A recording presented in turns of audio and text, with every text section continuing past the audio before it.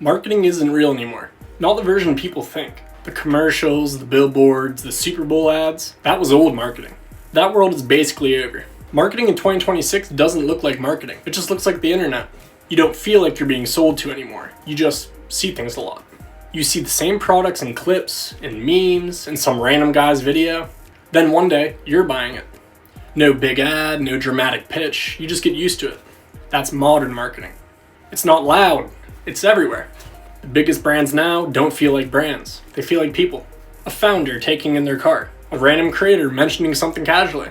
A product that keeps popping up without trying too hard. Meanwhile, huge companies are still running ads that feel like homework.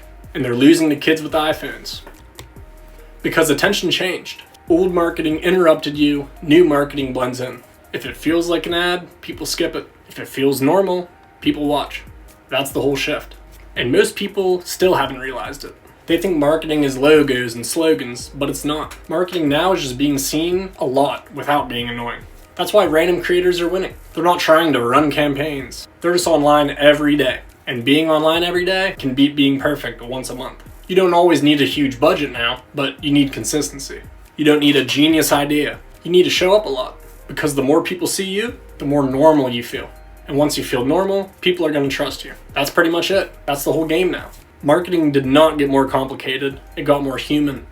And the people who understand that early are going to look like wizards later down the line. Hey, this is media management. If you want to see more videos like this, hit that subscribe button.